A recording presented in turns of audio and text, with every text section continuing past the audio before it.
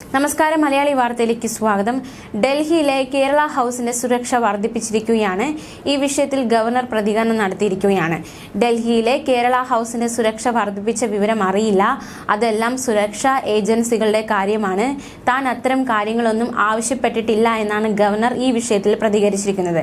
താൻ അത്തരം കാര്യങ്ങൾ ആവശ്യപ്പെട്ടിട്ടില്ല എന്നും അത് സുരക്ഷാ ഏജൻസികൾ നോക്കുന്ന കാര്യമാണ്. അതുകൊണ്ട് തന്നെ തനിക്ക് അല്ലെങ്കിൽ താൻ ആവശ്യപ്പെട്ടിട്ടല്ല ഒരു സുരക്ഷ വർദ്ധിപ്പിക്കൽ എന്ന ഒരു കാര്യമാണ് ഗവർണർ പറഞ്ഞു വെച്ചിരിക്കുന്നത്. അതേസമയം രാമക്ഷേത്ര ഉദ്ഘാടനത്തിന് ക്ഷണം കിട്ടിയിട്ടുണ്ടെന്നും ഇന്ന് അയോധ്യയിലേക്ക് പോകുമെന്നും ഗവർണർ പറഞ്ഞു.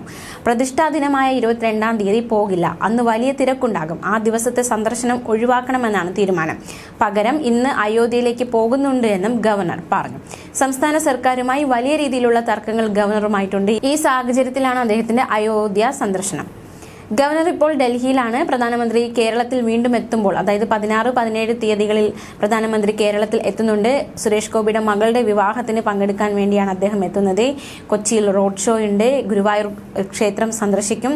ഇത്തരത്തിൽ ഒരുപാട് പരിപാടികൾ ഈ 2 ദിവസത്തെ സന്ദർശനത്തിനിടയിൽ പ്രധാനമന്ത്രിക്കുണ്ട്.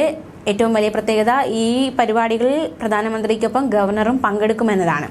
പ്രധാനമന്ത്രി നരേന്ദ്രമോദിക്കൊപ്പം കൊച്ചിയിലും തൃശ്ശൂരും നടക്കുന്ന ചടങ്ങുകളിൽ ഗവർണർ പങ്കെടുക്കും. അതിനുശേഷം മാത്രമേ അദ്ദേഹം തലസ്ഥാനത്ത് തിരിച്ചെത്തുകയുള്ളൂ. കഴിഞ്ഞ പ്രാവശ്യം പ്രധാനമന്ത്രി തൃശ്ശൂരിൽ എത്തിയപ്പോൾ ആ പരിപാടിയിൽ ഗവർണർ പങ്കെടുത്തിരുന്നില്ല. പക്ഷേ മോദി വീണ്ടും കേരളത്തിലേക്ക് എത്തുമ്പോൾ, അതായത് കൊച്ചിയിലും തൃശ്ശൂരും എത്തുമ്പോൾ ചടങ്ങുകളിൽ ഗവർണർ പങ്കെടുക്കുമെന്നതാണ് മറ്റൊരു ശ്രദ്ധേയമായ കാര്യം.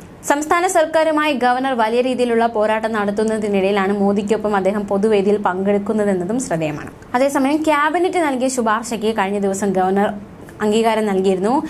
അതായത് ലെജിസ്ലേറ്റീവ് അസംബ്ലിയുടെ ബജറ്റ് സമ്മേളനം നയപ്രഖ്യാപനത്തോടെ ഈ മാസം 25 മുതൽ വിളിച്ചു ചേർക്കണമെന്ന ആവശ്യമായിരുന്നു ക്യാബിനറ്റ് മുന്നോട്ട് വെച്ചത്. ഇതിന് ഗവർണർ ഓൺലൈനായി അംഗീകാരം നൽകി. ഡൽഹിയിലാണ് ഗവർണർ, അതുകൊണ്ടാണ് ഓൺലൈനായി അംഗീകാരം നൽകിയത്. പ്രധാനമന്ത്രി നരേന്ദ്രമോദിക്കൊപ്പം കൊച്ചിയിലും തൃശ്ശൂരും നടക്കുന്ന ചടങ്ങുകളിൽ ഗവർണർ പങ്കെടുക്കും. അതിനുശേഷം അദ്ദേഹം തലസ്ഥാനത്ത് തിരിച്ചെത്തും.